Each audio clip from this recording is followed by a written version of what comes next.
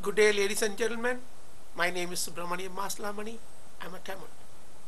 Today my topic is something a little bit different. The audacity of a murderer. Mahinda Rajapaksa versus morality. Mahinda Rajapaksa is a man who grew up getting away with violent and criminal activities. The year was circa 1970. A wife dies, suspected murdered, and father of the suspected murderer was a prominent man at the political establishment and a parliamentarian of a remote city with very little literacy. The law enforcement, the judiciary, the lawyers, and other prominent members of the society knew each other very well.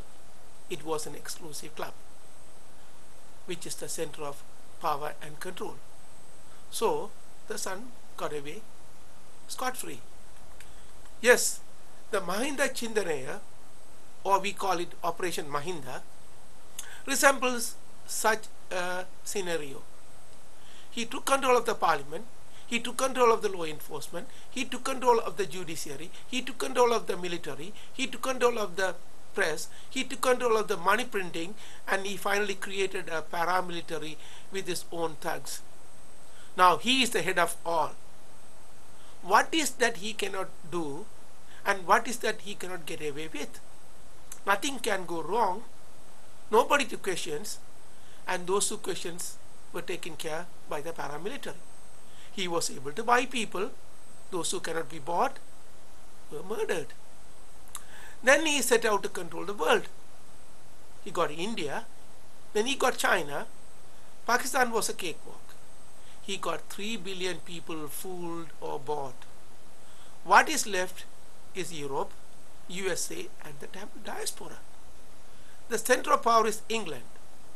Now, you all know why England is called Great Britain.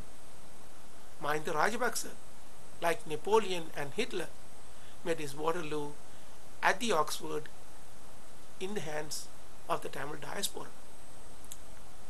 For the last several months, I have been spending awful lot of hard-earned money buying books and reading them to see if there is any moral justification to what was going on in Sri Lanka and in the world capitals. I just could not find any evidence or justification to what was going on. Some said, read about Plato and Marcus Aurelius. Still, I cannot find any moral justification to the atrocities happened and the war of words going on.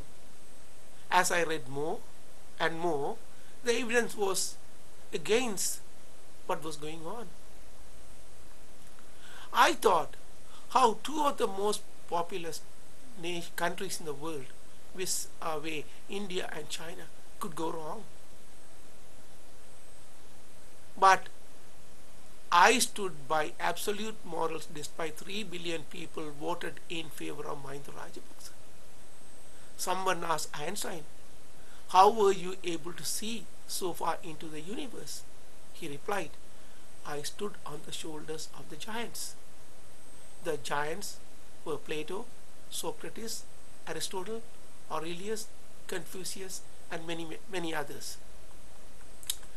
Mahinda Rajapaksa is known to have a violent and criminal mindset. His idol is Yakadea, the serial killer.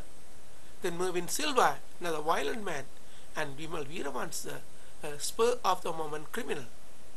His brother Gotabaya is recorded in the media as I will kill person. There are so many others around him who are criminals and thugs. Mahinda Rajapaksa was the Alibaba and the mastermind behind all the murders and criminal murders and the crime against humanity. He knew he is guilty, so he sentenced himself to a minor offense, and it is community service. Do you folks now understand all his good Samaritan undertakings? It is to show that he is not as bad as what the world thinks, and he has completed his sentence of community service. He knows the art of deception, but not good enough to fool the whole world. He fooled India and China very well. They deserve it. As far as I learned, killing people is wrong. That is a universally accepted norm. But neither India nor China said anything. But the British said it. That is why it is Great Britain. We sat dumbfounded because everything we studied and learned all of a sudden looked wrong.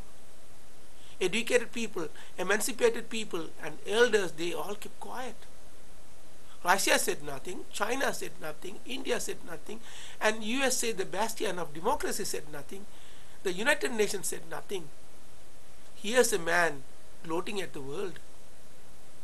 I lived with injustice, with impunity for 60 years ago, but this one boggles my mind. Freedom fighters were redefined as terrorists. People who took to the streets were called supporters of terrorists. Hard-working businesses were called front organizations for terrorism. And Mahinda Rajapaksa is finally a highly sought-out speaker, mediator, diplomat, ambassador, and peacemaker in the world. He is the modern-day Mahadana Mukta, the legendary problem solver. We were warned not to air our views. We told them, at our age, what do we care? Come or go, Chicago. We stood on our moral high grounds. We kept our moral compass pointing north and our moral gyroscope standing steady. Our ship set out, sails up, rudder firm, we kept sailing through the tempest. It was morality on trial instead of serial killers. Moral compass was deflected and not pointing north anymore. It was in favor of the criminals and the state terrorists hiding behind their sovereignty, a nation's virginity and chastity. Morality was on sale, 90% off, and for sale at the flea markets and garage sales. People were bought and sold. I knew in Canada a radio station operator, a courier operator, a jeweler, a doctor, a website operator. All Tamils sold themselves for pittance. Mahinda became the new idol and a pillar on and off morality. Healing is okay. That was the new morality. There are no high authorities, so Mahinda was the only authority. Here is one for Rajapaksa to think over and about. A murder suspect wanted to hire a world-famous criminal lawyer. He went to see the lawyer. The lawyer asked him, "What are you here for?" The defendant, "I hear you are the best. Will you represent me?" Lawyer, "What are the charges?" Defendant, "First-degree murder, sir." Lawyer, "I'm too expensive. Can you afford?" Defendant, "Any amount you say, sir." Lawyer, "Let's start. Did you kill that person?" "No, sir." Lawyer, "Then you don't need me." Mahinda Ayya, you are a lawyer. Did you get the message? You don't need a great lawyer peers to defend you. Mahinda is the biggest and the greatest obstruction to investigations, adjudications, and justice in Sri Lanka. He is turning a blind eye to almost all crimes. Why? Because he is the man behind all his crimes. If he allows the United Nations to investigate, he will definitely be found guilty as the root and the primary cause of all murders. As I said earlier, he had every possible road leading to him closed or under his control. He wanted his son to succeed him so that he will never be hauled before a criminal justice commission. He has all possible avenues worked out within Sri Lanka. Like Robert Mugabe of Zimbabwe, he is safe as long as he stays with Sri Lanka and stays in power. Sarath Fonseca will be dead before he leaves, comes out of jail. 30 months is the time he needs to find a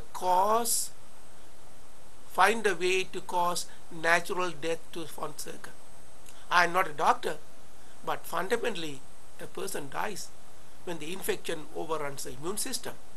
So if Mahinda finds a way to weaken Fonseca's immune system, some infection will set and take over. It will be either tuberculosis, which we all have, or pneumonia, which is the standard infection when the immune system breaks down. But the problem is, Mahinda never considered the outside world. He thought China will protect him. It appears that China is slowly distancing away from him. All evidences point towards Mahinda Rajapaksa as the prime suspect in almost all murders that happened in Sri Lanka. But the incidents at Oxford University turned the tables around and against him. Can he survive the new direction? The war crime evidences are mounting, and it's a matter of time before he is served with an arrest warrant, along with his brother and the military leaders who were responsible for 40,000 people killed. What we diaspora can do at this time is to keep up the pressure on the United Nations and other world capitals for speedy trial. Until such time, folks, as I always say, all Tamils unite, stay together, work hard, never ever give up. Thank you very much. My name is Subramani Maslamani, a world-class Tamil powered by convictions, commitments and conscience.